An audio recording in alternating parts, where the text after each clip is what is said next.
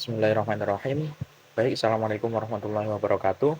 Kami dari kelompok 9 akan menyampaikan hasil diskusi kami tentang uji dua kelompok berbeda atau independent sample t-test.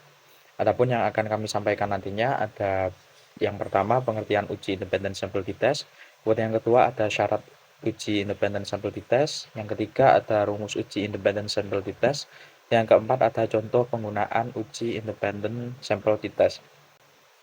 Yang pertama adalah pengertian uji independent sample t-test. Jadi, independent sample t-test ini merupakan suatu metode statistik yang digunakan untuk membandingkan rata-rata dua sampel yang tidak terkait atau independen. Nah, uji ini itu digunakan ketika memiliki dua set data yang diambil dari populasi yang berbeda dan tidak ada subjek yang sama antara kedua sampel tersebut.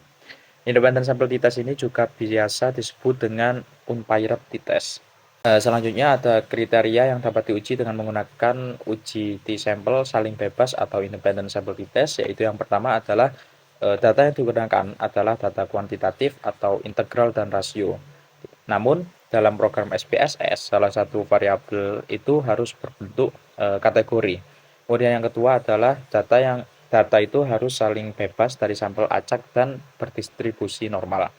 Kemudian selanjutnya ada tujuan dari uji independent sample t-test ini, yaitu yang pertama adalah digunakan untuk membandingkan dua kelompok yang berbeda, seperti dua kelompok yang tidak terkait atau satu sama lain. Kemudian yang kedua, data dalam dua kelompok itu dianggap saling independen. Contohnya, membandingkan rata-rata skor ujian antara siswa laki-laki dengan siswa perempuan di sekolah yang berbeda. Kemudian selanjutnya ada syarat-syarat uji independent sample t-test. Yang pertama adalah skor kedua kelompok ini dilakukan pemilihan sampel secara acak dari masing-masing populasi. Kemudian yang kedua, skor yang dianalisis itu bersifat independen satu sama lain. Dan yang ketiga, skor masing-masing kelompok itu berdistribusi normal. Dan yang terakhir adalah varians dari kedua populasi tersebut itu sama besar atau biasa disebut dengan homogen. Rumus uji independent sample t-test.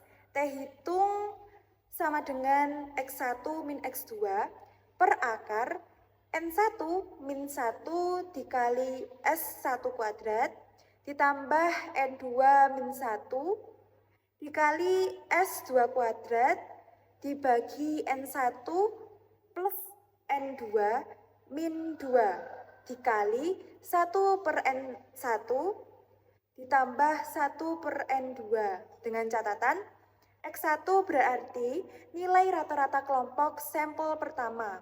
X2 nilai rata-rata kelompok sampel kedua. N1 ukuran kelompok sampel pertama. N2 ukuran kelompok sampel kedua. S1 simpangan baku kelompok sampel pertama. S2 simpangan baku kelompok sampel kedua. Selanjutnya yaitu tentang contoh penggunaan uji independent sample t-test. Terdapat contoh permasalahan yaitu ketika seorang peneliti ingin mengetahui apakah terdapat perbedaan kemampuan investigasi matematis antara siswa yang memperoleh pembelajaran kreatif problem solving atau CPS dibandingkan dengan siswa yang memperoleh pembelajaran direct instruction atau DI. Ia melakukan penelitian pada dua kelas dengan menerapkan perlakuan yang berbeda. Selanjutnya, kedua kelas tersebut diberikan tes, sehingga diperoleh hasil sebagai berikut.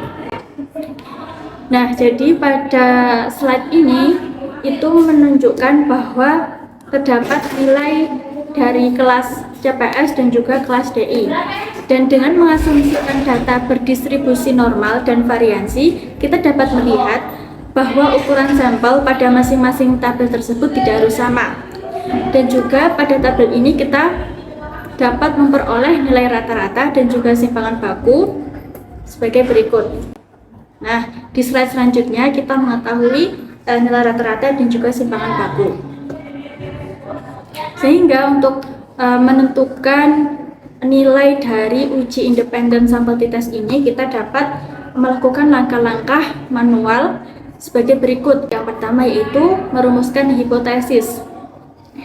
Mu1 adalah rata-rata kemampuan investigasi matematis siswa dengan pembelajaran CPS, sedangkan Mu2 adalah rata-rata kemampuan investigasi matematis siswa dengan pembelajaran DI. Nah, sehingga H0 itu menyatakan bahwa tidak ada perbedaan rata-rata kemampuan investigasi matematis siswa dengan pembelajaran CPS dan siswa dengan pembelajaran DI. Dan yang kedua yaitu menentukan t-tabel. Di sini bisa dilihat dari slide cara-caranya, dan kita menentukan t-tabel yaitu 2000. Dan langkah ketiga yaitu menentukan t-hitung, di mana kita bisa menghitung dengan rumus uji independen sampel t-test tersebut. Dari data-data yang sudah kita dapat tadi, kita bisa langsung memasukkan pada rumus uji independen sampel t-test, dan kita ketahui bahwa hasilnya yaitu 5016. Yang keempat yaitu kita harus melihat kriteria pengambilan keputusan. Nah, dari uji independen sampel t-test ini, kriteria pengambilan keputusan yaitu ketika H0 diterima ketika t-hitung lebih kecil daripada t-tabel, dan juga sebaliknya, di mana H0 ditolak ketika t-hitung lebih besar dari t-tabel. Sehingga pada kasus ini H0 ditolak karena t-hitung yang berjumlah 5016 itu lebih besar daripada 2004 atau t-tabel.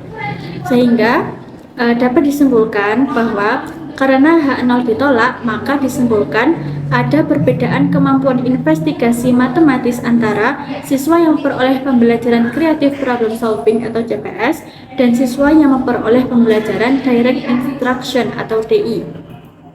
Dari presentasi pada kelompok kami dapat disimpulkan bahwa independent sample t-test adalah suatu metode statistik yang digunakan untuk membandingkan rata-rata dua sampel yang tidak terkait atau independen.